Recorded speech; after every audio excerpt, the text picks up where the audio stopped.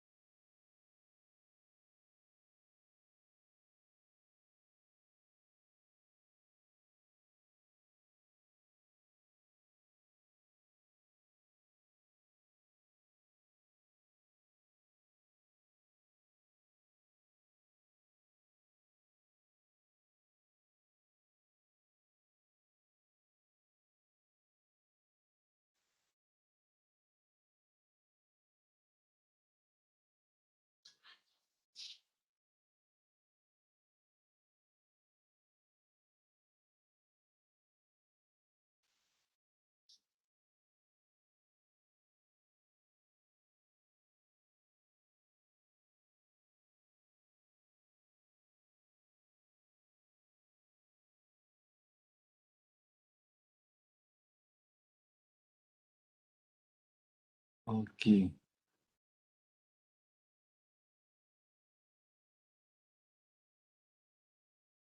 Okay. Okay. So kita go for this example Okay, soalan dia kata dapatkan aktif, okay, dan pasif, okay, value bersama dengan location of line of action Okay. Tapi sebelum tu saya nak share yang tadi saya katakan tadi bahawa yang value yang ini saya patah balik. Yang kata ada kesilapan kat sini ni.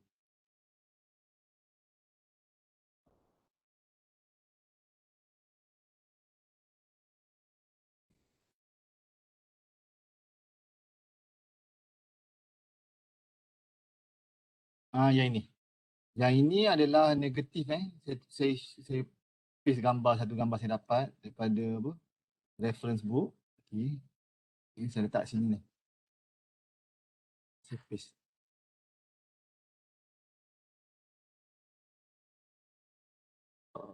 Alamak. Okay. Yang ni. So gambar yang ini menunjukkan bahawa this is aktif. Okay. Apabila aktif dia akan menjadi value ataupun menjadi jadi apa? Dia akan jadi negatif kat situ. Okay. Manakala kalau pasif dia akan jadi positif. Okay. So that's why yang tadi tu dia ada kesilapan sikit. Okay. Okay, yang ni adalah positif, negatif untuk aktif Okay. So kita pergi pada kita punya problem. Okay. So first kita selesaikan dahulu yang part positif, pasif. Okay. Then kita continue kepada part yang pasif. Okay. So seperti biasa, okay, apabila ada surcharge ataupun kita mula pada kosong, okay, dan mana-mana perubahan yang berlaku dan base. Okay, sama juga dengan passive. Surface, okay, dan yang ini tak ada perubahan, dia terus pada base. Okay. So ada 3 calculation untuk level bagi passive, aktif, 2 calculation untuk level bagi passive. Okay. So saya pergi laju lah sebab kita ulang benda yang sama nanti. So untuk yang aktif kita ada 2 fee value berbeza, maka kita kira dahulu. Okay. Kita mula pada kosong, ada surcharge. Okay. Kebetulan C pun ada value, apa nama ni, KA pun ada value sebabkan dia adalah dia ada fee value. So automatic kita masukkan saja, so dapatlah negative value. Okay. So boleh jadi ada keadaan, contoh lain, kalau tiada surcharge, potong, yang ni akan bagi kosong. Okay. Jadinya adalah lebih baik untuk kita kira walaupun pada vertical stress dia bermula pada kosong. Kalau ni effective vertical stress kosong kan. Okay. Contoh begini. Okay. Kita jangan buat andaian this effective vertical stress bersama dengan effective lateral stress. Okay. Sebab kalau ini kosong, yang ini tak semesti kosong. Kalau ada C value, dia akan jadi negatif. So that's why mesti kira untuk point 1 pada surface, perubahan yang berlaku dan pada base. Walaupun tiada surcharge, mesti diambil kira. Okay. So then untuk Z, 3 meter di bawah, first dapatkan effective stress, then seperti biasa kita kena kira slightly above dan slightly below. Repeat benda yang sama. Terdapati slightly above sama 18, slightly below 25. Okay. Untuk berikutnya adalah untuk at base dapatkan vertical stress dan dapatkan lateral stress at base. Okay. So that is for effective stress. Jangan lupa untuk ambil kira berapa nilai pour water pressure. Okay. So at the end kita dapat this kind of diagram. Seperti biasa menggunakan a law of triangular ataupun similar triangular concept, dapatkan nilai Y. Sebenarnya contoh yang sebelum ni untuk dapatkan nilai P1. Okay. Dari situ kita kira P1, P2 and P3 dan masukkan juga PU sebabkan dia pun memberi apa nama ni lateral force walaupun dia adalah air. Okay. So do the calculation, seperti biasa. Okay. Dan kita dapati bahawa the value for the total stress is equal to 96.44. Okay. The next task adalah untuk kita mengira the value for the line of action. Okay. Based on this example, the line of action menggunakan konsep of moment, kita dapati bersamaan dengan 1.1. Okay. Kira dulu untuk P1, darabkan dengan moment arm, P2 darabkan dengan moment arm, P3 darabkan dengan moment arm dan PU darabkan dengan moment arm. Okay. Saya dah terang sebelum ni. Okay, 2.47 moment arm untuk Y1, moment arm untuk Y2 1, moment arm untuk Y3 0.67, moment arm untuk Y4 0.67, iaitu 1/3 darabkan dengan ketinggian. Ketinggian bagi moment arm yang bawah tu adalah bersamaan dengan 2 lah. So 2 bagi 3 0.677. Okay. So that is for the active area. While untuk passive area, okay, sama juga prosedur, cuma beza dari segi formula je lah. Okay, yang ni tambah, yang sebelah tu tolak. Okay. So do the calculation, KP bersamaan 1/3, KP bersamaan dengan 3. Okay. Kalau tak mau, kalau kebetulan fee dia bersamaan sama untuk KA dengan KP, okay, total 30. So apa perlu kita buat? First dapatkan KA, ni kalau sama okay, dah dapat KA, KP adalah 1/KA. That is the formula. Okay.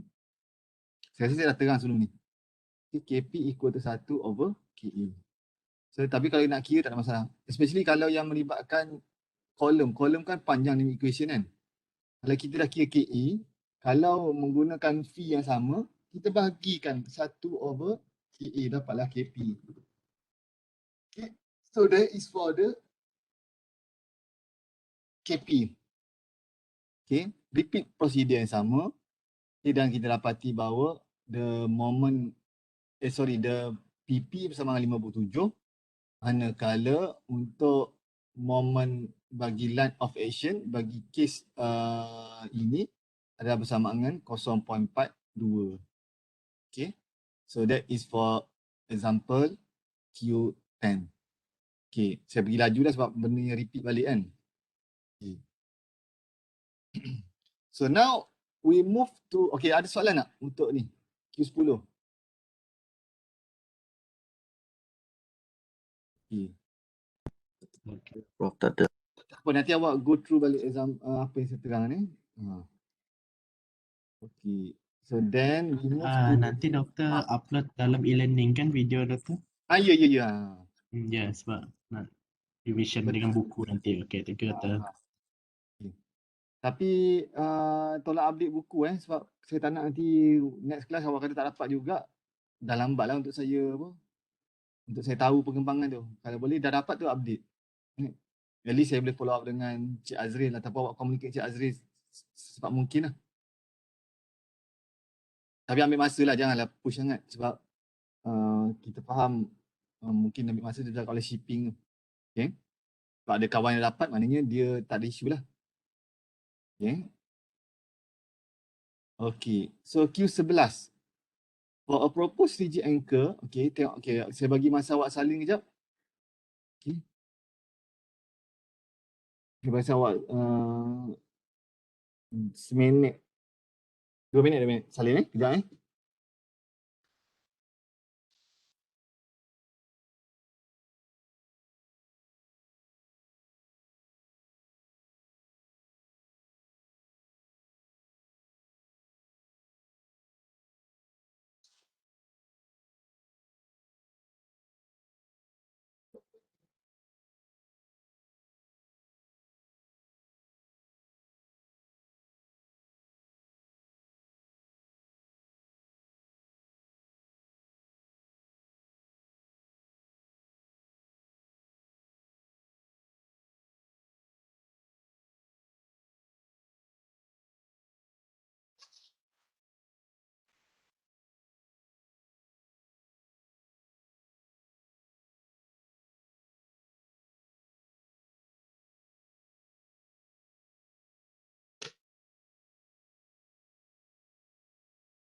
Okay. So kita tengok pada soalan Q11 ni.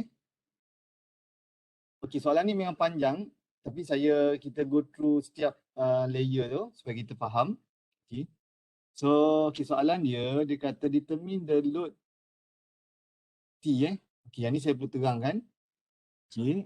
To be carried by each anchor. Okay, dia guna anchoring system Kalau sebelum ni banyak menggunakan retaining wall. So yang ni adalah anchoring system.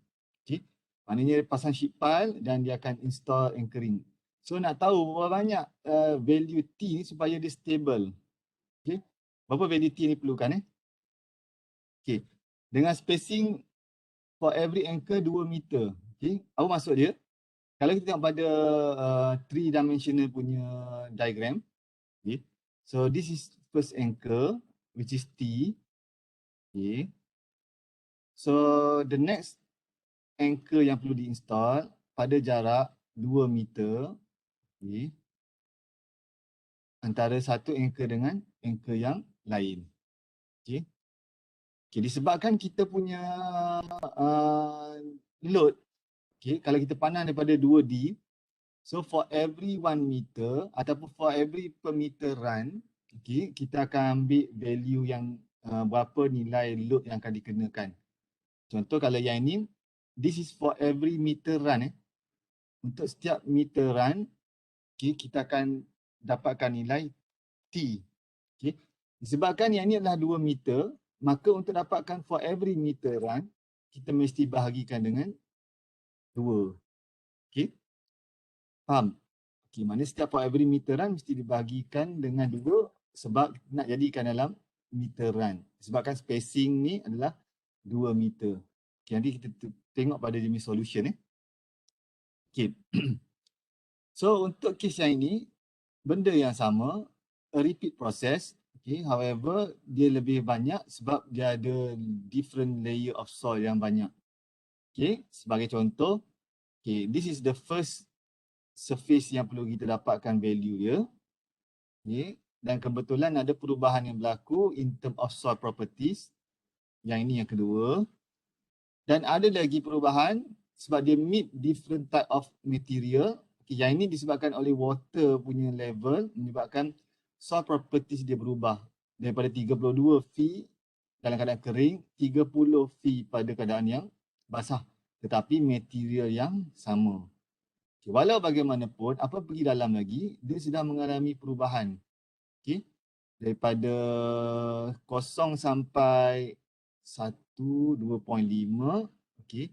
2.5 campur 2 jadi 4.5. 0 sampai 4.5 adalah satu material yang sama.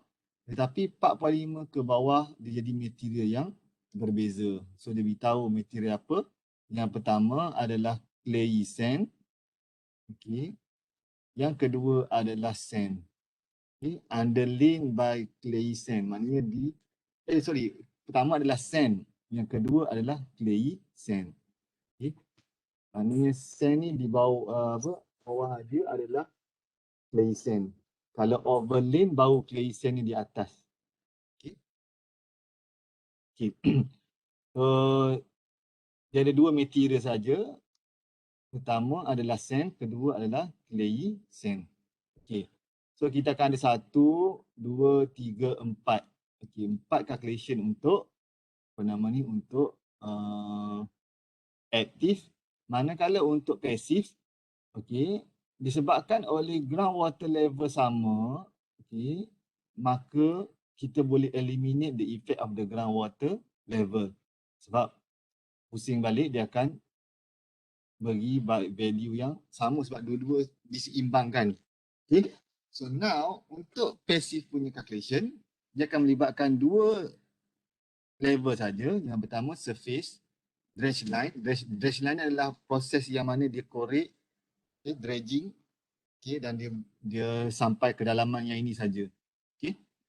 Dan kedua adalah base. Okay. So melibatkan 2 calculation untuk passive. Okay. So tengok on active dahulu. Kita kira pertama KA pada 32, KA pada 30, KA pada 28. 32, 30 dan 28. So menyebabkan 2 KA. Okay. Okay.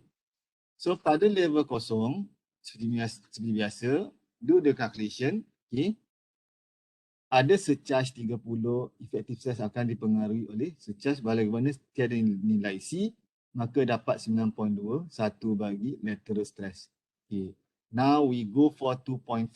Okay. Disebabkan oleh 2.5, dia ada 2 keadaan yang mana dia ada above and slightly below. Okay. For the slightly above, kita dapati bahawa value adalah 22.26. Okay. Benda yang sama kita repeat balik tetapi saya explainkan balik. Okay. Untuk slightly above 22.26 dan slightly below 24.17. Okay. So now we move to 4.5. Okay.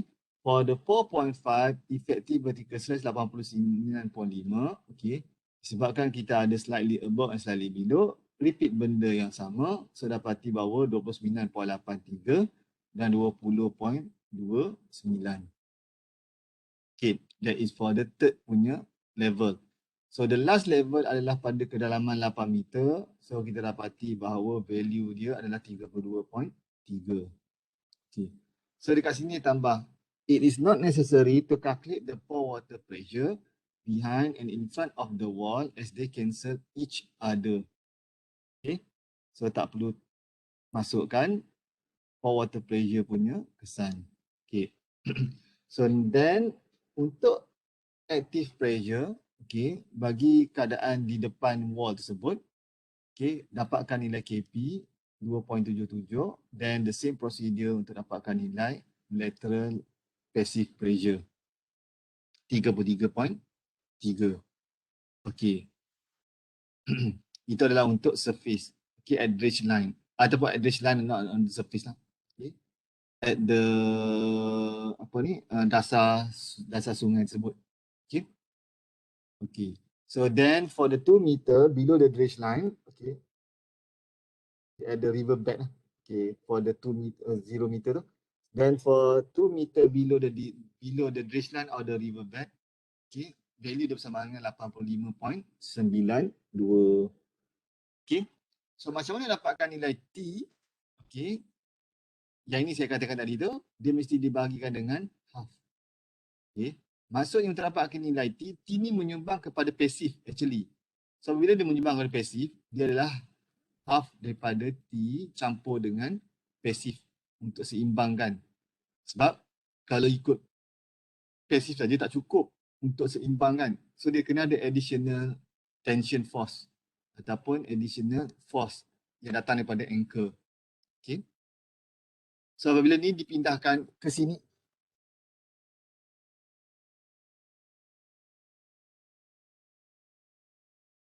okay. So apabila dia dipindahkan, okay, so kita akan dapati bahawa value dia akan jadi negatif half T. Okay. So the next adalah untuk kita kira, yang by right kita kena kira dululah PA dan PP. Okay. So this is the diagram untuk kita kira PA. Okay. So kita kena banyak, kerjanya banyak.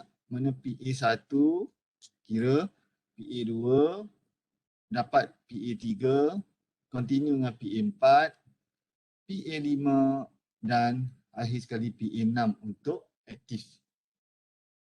Manakala untuk PP, PP1, PP2. Okay. So then selesaikan dia dan kita dapati bahawa T bersamaan dengan 132.32. Okay. So yang ini untuk tentukan dia punya moment. Okay, tak perlu tentukan moment. Okay. Dalam kes yang ini tak perlu tentukan moment, hanya perlu tentukan berapa nilai T. Okay. So maksudnya force yang perlu dikenakan untuk seimbangkan this structure adalah sebanyak 132.32. Maknanya perlu di apply force yang sebanyak ini supaya dia stabil. Okay.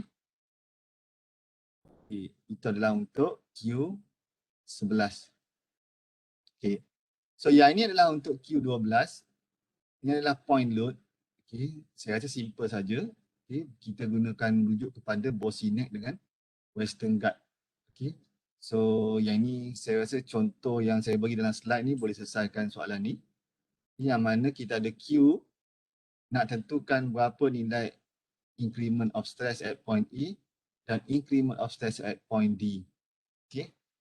So dalam keadaan 3D ni, especially untuk D, okay, untuk D tu, dalam keadaan 3D, kita mesti dapatkan berapa nilai R. Okay, iaitu R square campur, Y square campur dengan X square. Okay, punca kuasa dapatlah nilai R. Okay. So dalam kes yang ini untuk Q load yang dikenakan pada point A, okay, kalau menggunakan appendix A5, okay, tengok pada appendix A5, okay, A5 this one, okay. So bila bersamaan dengan kosong, so automatic dia bersamaan kosong juga. Dia akan menjadi 0.48 untuk bossy neck, 0.32 untuk western guard. Okay. Sama juga yang satu lagi, kita kira dapatkan R over Y dan kita kena multiply dengan the value of the Q. Okay.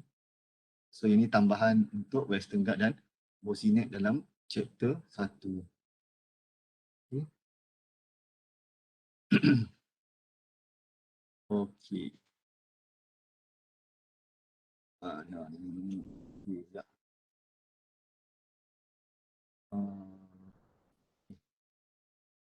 Okey, dan itu adalah untuk yang point A. Okey.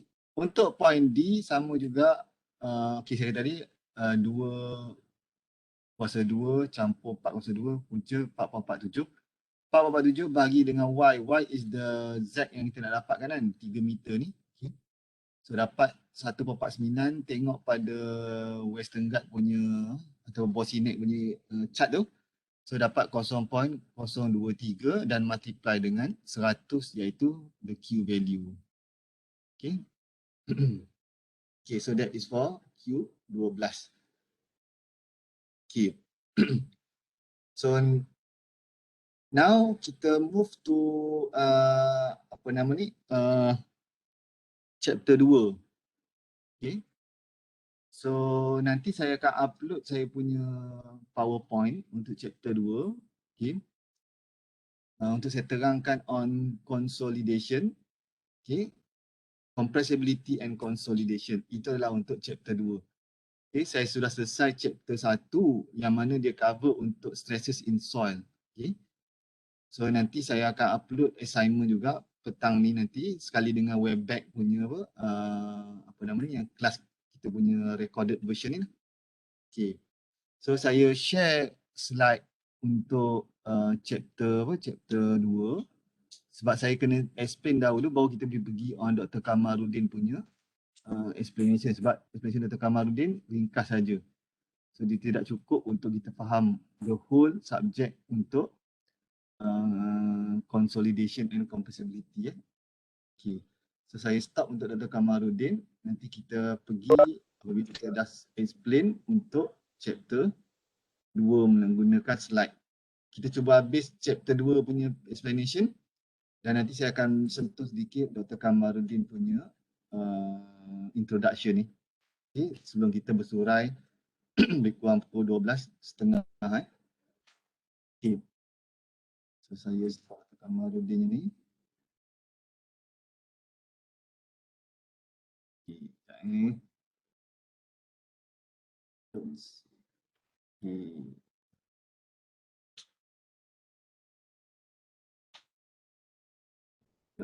Saya nak buka yang slide saya.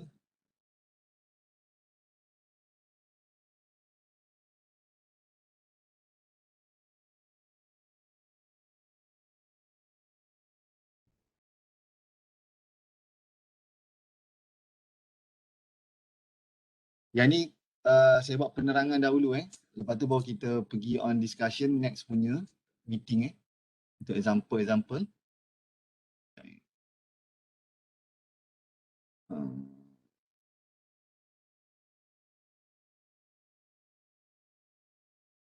Sekejap. Okey.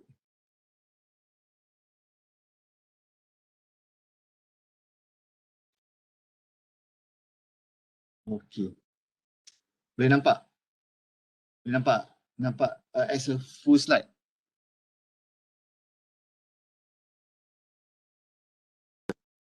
Nampak. Awak masa rehat tu rehat betul tau. Pergi bangun semua, jangan duduk atas kursi. Dan sebolehnya dengarlah apa yang saya explain ni. Okay. Okay. Saya pun malah nak tahu awak buat apa kan, tapi at least awak kena dengar lah. Okay. Sebab saya akan rest betul, lepas tu kita sambung. Okay. So, okay. Yang ni saya cuba habis 12.30 lah sekali dengan example. Kalau cepat lah. Okay. Sekali dengan beberapa example yang tak ada dalam buku Dr. Kamarudin. Sebab saya kena refer buku-buku lain untuk fahamkan awak. Okay. So, compressibility and consolidation. Okay. So, kita akan rehat pukul 11.40 Rehat sekejap. Kita continue balik sehinggalah pukul 12.30 Okay. So, compressibility and consolidation adalah chapter yang nombor 2. Okay. Yang mana kita nak tengok apa kesan ke atas tanah apabila kita apply load. Okay. So, normally dalam construction, load yang kita apply itu adalah design load. So when it comes to design load, kita kena kira based on concept of bearing capacity lah. Okay, tetapi yang itu awak akan belajar dalam teknik 2. Okay. So once kita dah apply design load, kita kena tengok apa kesan dia kepada tanah. Okay, berapa yang dibenarkan dia untuk consolidate ataupun settlement. Okay. So ada value of allowable settlement yang perlu diambil kira, tetapi dia akan dibincang dalam teknik 2. Walau bagaimanapun ini adalah fokus kepada macam mana nak kira consolidation yang berlaku di dalam tanah. Okay. So chapter ni saya rasa agak complicated, tetapi dia mudah untuk faham jika kita tengok kepada contoh-contoh yang akan dibincangkan nanti. Okay. Okay. So kita pergi on compressibility and consolidation. Okay. So this is a basic introduction. So if a structure is placed on the soil surface and then the soil will undergo an elastic and plastic deformation. Okay. So saya terang tadi lah, kalau kita apply load, okay, dia akan mengalami elastic dan plastic deformation. Maksudnya kalau load yang terlalu besar, melebihi daripada kapasiti yang dibenarkan, so dia akan mengalami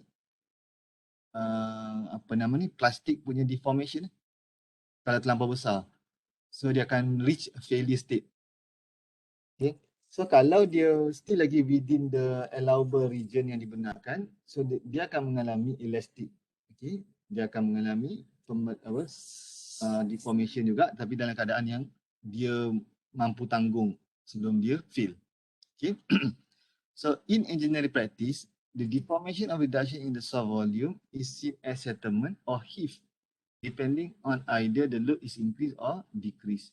Ada certain situation, kalau kita reload, kita decrease the load, ataupun kita dah apply dan kita decrease, so dia akan mengalami heaving, dia akan naik ke atas. Okay. So that is the normal. Okay. Okay. So tapi kita akan discuss hari ini kali ini adalah untuk settlement. Maknanya proses yang mana load di-increase. Okay. That is for settlement. Okay. So component of total settlement, okay, we have 3 elements. This is for clay, this is for clay only. Okay. Manakala kalau untuk sand, so dia takkan ada SC dan SS. Okay. Dia hanya ada SI saja. Immediate settlement dia is refer to the total settlement. Okay. Manakala untuk clay, okay, clay layer, dia akan ada combination of SI, SC dan SS. Okay. So that is for clay. Please differentiate between clay dengan sand. Okay. So kita ada immediate settlement, kita ada consolidation settlement dan kita ada secondary compression.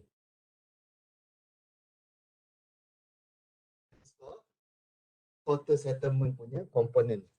Okay. Walau bagaimanapun, untuk this particular subject, saya akan discuss on immediate settlement dan consolidation settlement saja. Okay, for secondary compression tak akan dibincangkan. Okay, so dalam clay yang paling signifikan adalah consolidation settlement. Okay, walau bagaimanapun tidak boleh diabaikan secondary compression apabila melibatkan kawasan yang kita buat reclamation. Okay, kita buat reclaim, contoh macam kawasan-kawasan bawah yang kita buka, kita buat reclaim, kita lupa nak kira secondary compression. So dia akan menyebabkan berlakunya settlement yang kita under predict. Okay. Yang kita tak jangka kan. Kita unpredicted. Okay. So that's why kita kena consider the secondary compression bagi kawasan yang reclaim. Okay. So for immediate settlement, okay, which is the elastic settlement, okay, dia berlaku bila kita apply load on the top of the soil directly or immediately or rapidly. Okay, so this compression is usually taken as occurring immediately after application of the load.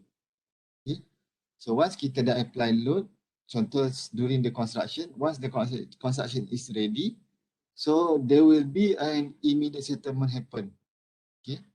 So macam mana nak differentiate dengan immediate dengan primary? Okay, so kita kena observe, kena monitor. So dia ada dia punya trend dia. Okay, yang mana immediate settlement ni right after complete the test, complete the construction, dan dia akan continue dengan consolidation which is called as a primary. Okay. So mana immediate settlement ni in term of tiada pengeluaran air berlaku pada immediate settlement. So apabila start ada air keluar ataupun process of compression due to extrusion of water on the void, so we consider as a primary consolidation. Okay. So proses primary consolidation ni yang ini yang ambil masa yang lama. Berkemungkinan sampai berbelas-belas tahun. Okay. Then apabila dah complete primary consolidation, they may continue with secondary consolidation. Okay.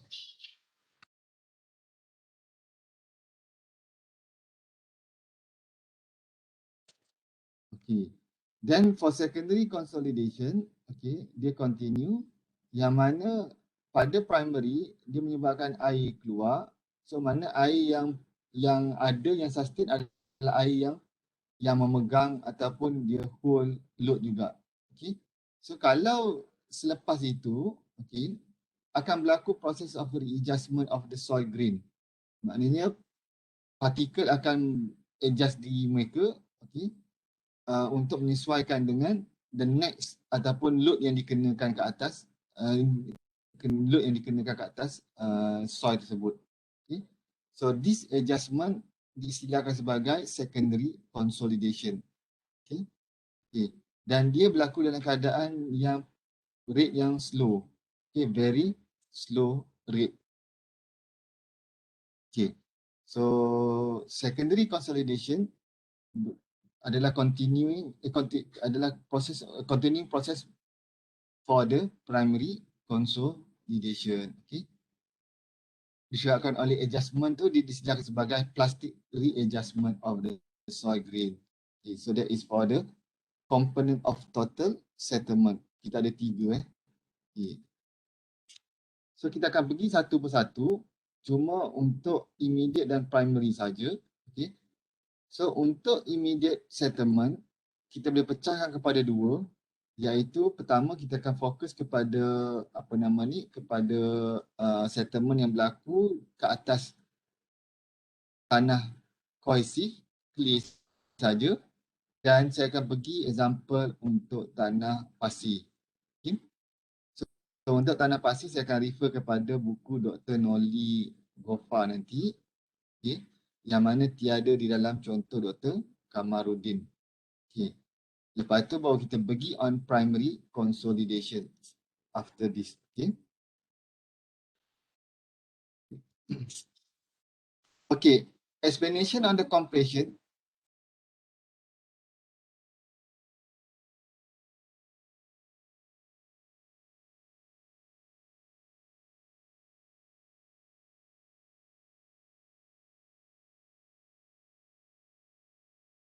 Okay, kita pergi on the compression itself. Okay. So compression adalah adalah proses of kita compress tanah. Okay. So there will be effect of a consolidation later on.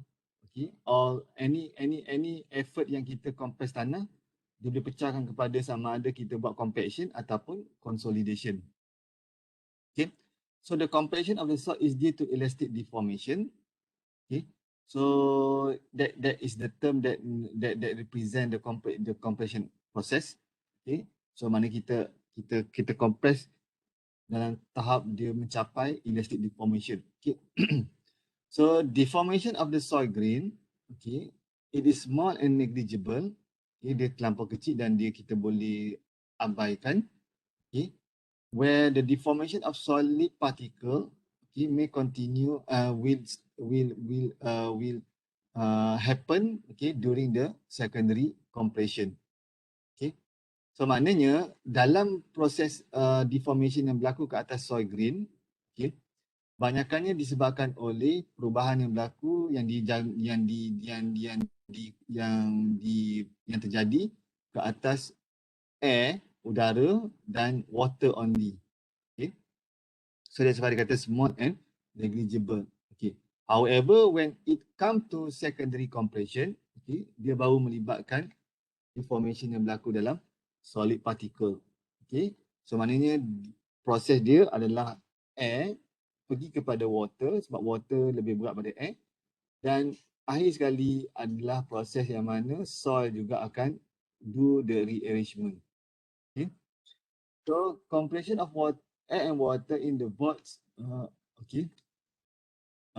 is happen. Okay. So water is incompressible. Okay. So maknanya water dia tidak boleh dikompres, menyebabkan water ni akan keluar sendiri. Okay. Okay, dia berbeza dengan tanah. Tanah ni dia ada kebolehan untuk dikompres dan menyebabkan dia berlaku rearrangement apabila dia telah dikompres.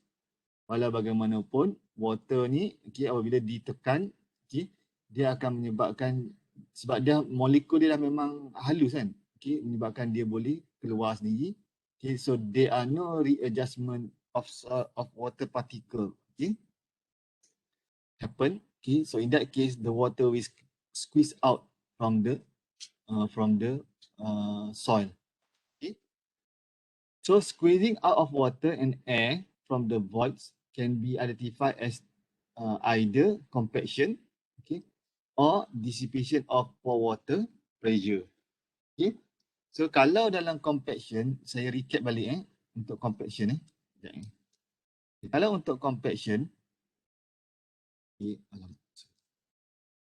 kalau awak masih ingat, awak akan plot what we call as the dry density over moisture content or water content. Okay. So awak plot satu graph compaction curve untuk dapatkan MDD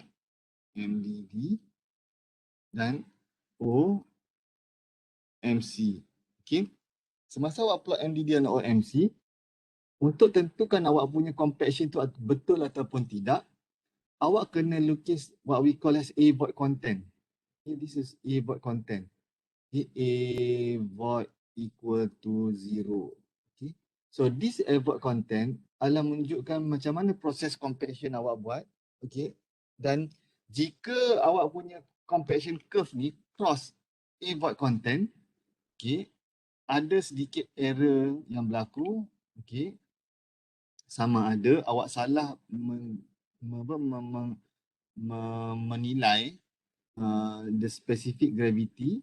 Okay, yang ini kalau awak nak go to detail, awak kena buka balik lah buku sound mechanic awak. Okay. Okay. Okay. Yang kedua, ataupun masa compaction dibuat dalam keadaan yang salah. Okay. Okay. So that is the concept of compaction. Okay. So kalau awak buat laboratory test nanti, ataupun kalau awak bekerja, awak dapat report, okay, so awak tengok betul tak this compaction curve. Okay. Awak kena mohon untuk dapatkan dia supaya disertakan juga void content punya curve. Okay. So that is the idea of the compaction, where we only allow or expulsion of air from the pores. Okay. While for the consolidation, okay, there is a dissipation of pore water pressure happen. Okay. Sebab tu proses dia panjang berbanding dengan compaction. Compaction sekejap saja kita buat kan. Okay. So that is the idea. Okay. Kita ada compaction, air akan keluar. Manakala kalau untuk consolidation, there is a dissipation of pore water pressure. Okay. Okay. So that is the idea. Okay. So kalau tengok pada compaction ni, kalau dia melepasi this air void content, okay, seolah-olah menunjukkan bahawa tanah ni berada dalam keadaan fully saturated. Yang mana saya rasa tak akan berlaku waktu kita buat compaction. Okay. So tak akan berlaku compaction tanah ni dalam fully saturated untuk compaction effort. Okay. So lepas ni awak boleh tahulah kalau awak dapat report daripada consultant ataupun kontraktor. Okay.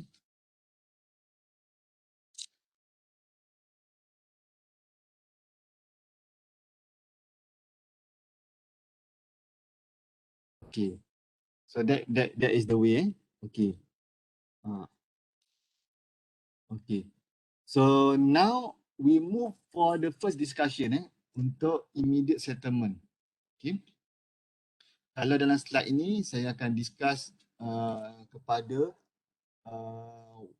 apa nama ni yang cohesive soil dulu. Okay. Okay. Sekejap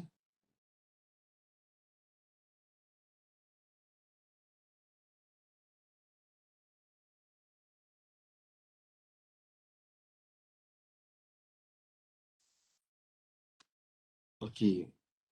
So, okay. For the cohesive soil, if saturated clay is loaded rapidly, okay, the soil will deform with virtually no volume change due to without any dissipation of water from the soil. Okay.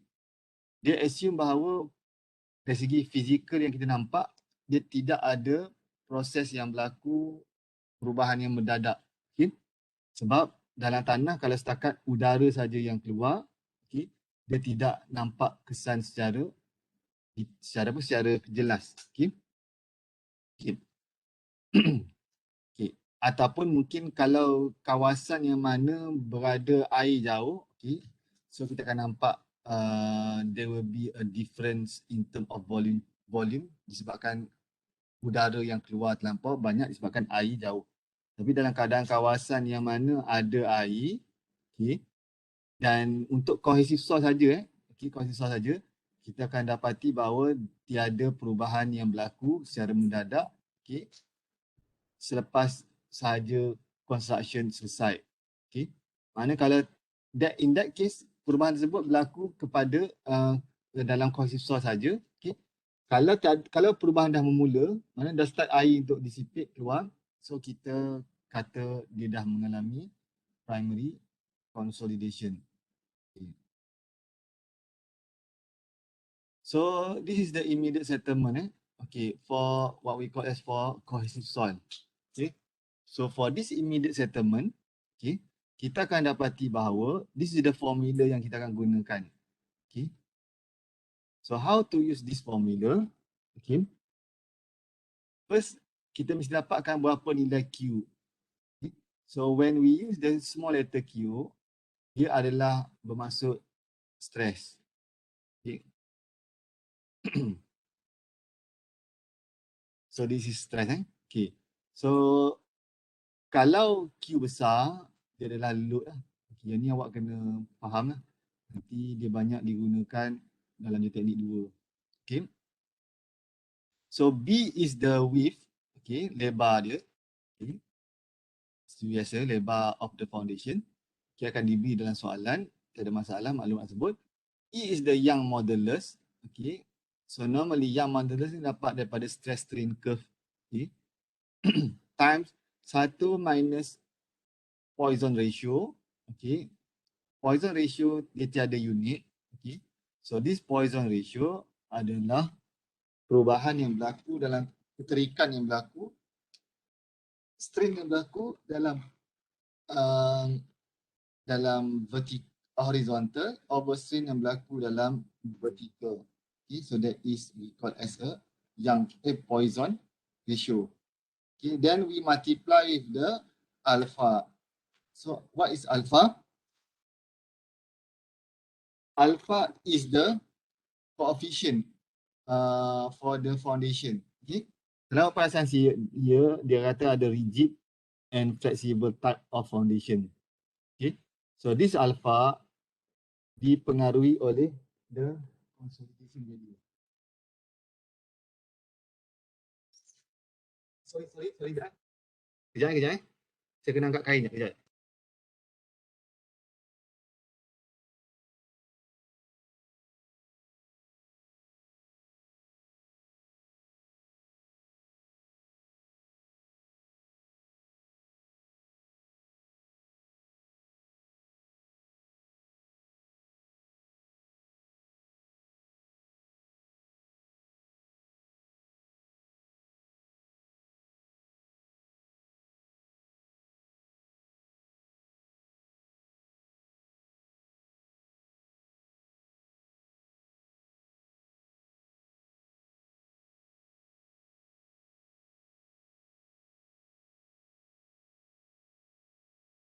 Okay. So alpha adalah coefficient yang kita gunakan. Okay. So nanti saya tunjukkan macam mana alpha diperolehi. So seperti biasalah, kita dapat mana-mana equation. The first thing adalah untuk kita semak betul tak unit antara kiri dan kanan Okay, yang ni. So S dalam milimeter ataupun meter, betul. Okay. So Q adalah stress. Okay. So kilonewton over meter square. Okay. Bahagi dengan E adalah yang modulus. So kilonewton per meter square. Okay. Darab dengan meter. Okay. Manakala Poisson ratio, okay, Poisson ratio adalah value ataupun parameter yang tiada unit, okay, sebabkan keterikan bagi keterikan, okay, dan alpha adalah coefficient, definitely pun tiada unit juga okay. So at the end kita dapati bahawa kiri dan kanan sama. Okay,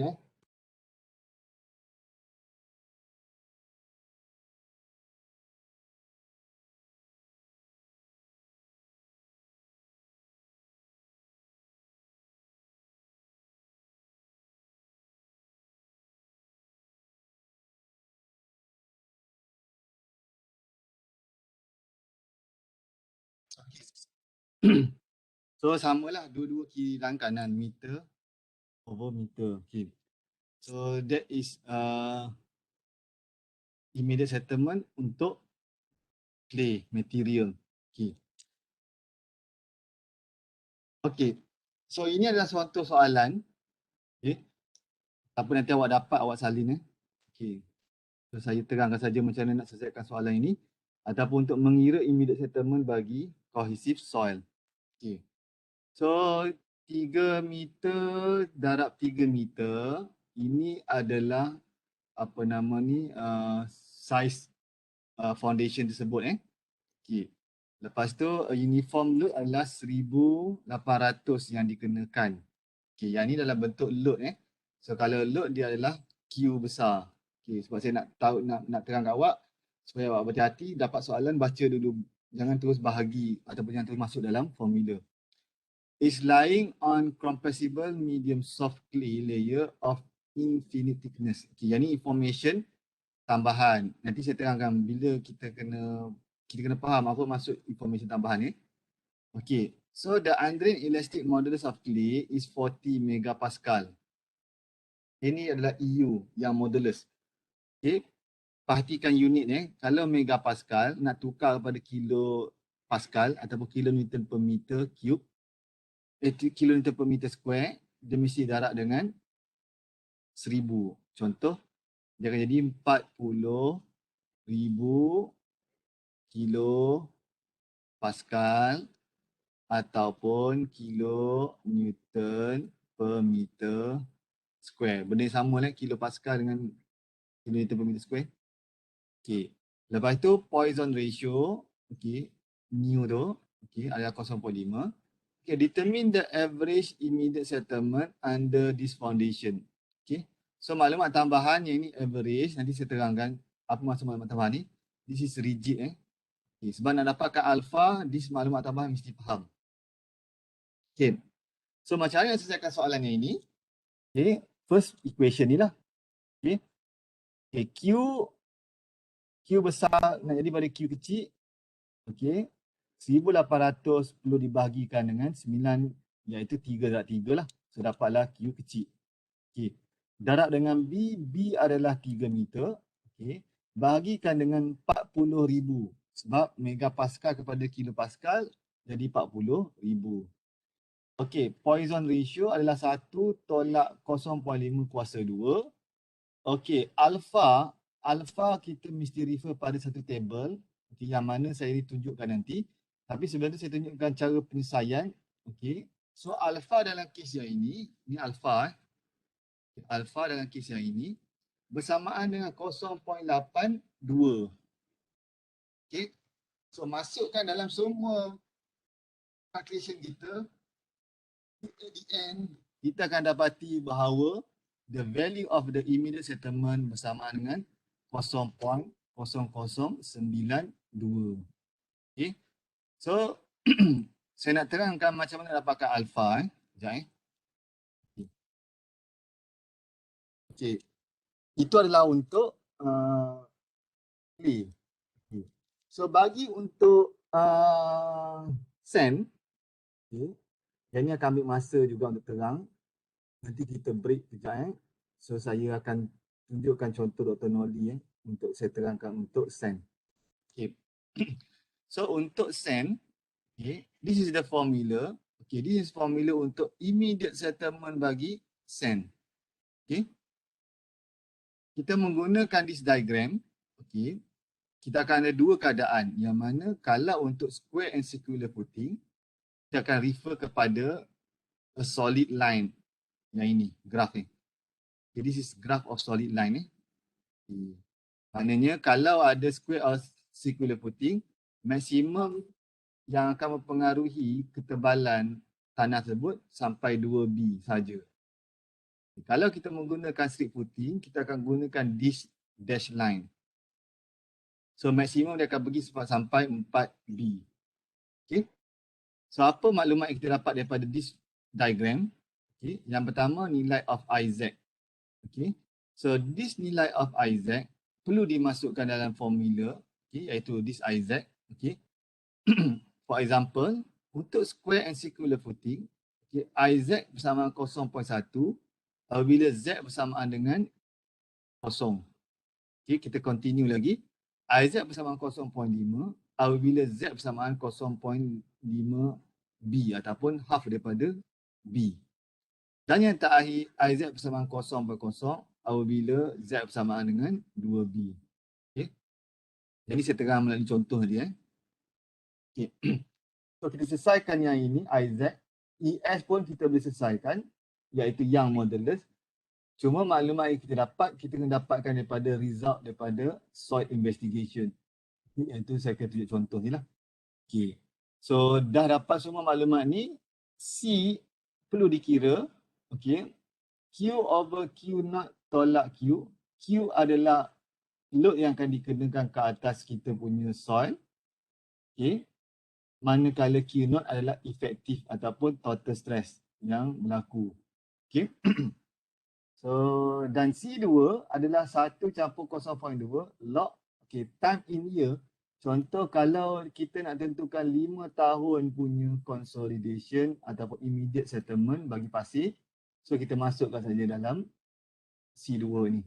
So, at the end, dapatlah nilai S1 ataupun SI. Immediate settlement of putting on sand. Okay. So, saya break dulu 10 minit. Nanti kita continue. Okay. Dan kita cuba habiskan semua slide ini yang saya katakan tadi lah. Okay. So, take a break. Dan kita continue selepas ini. Okay. Kita masuk balik 11.50. Okay, saya stop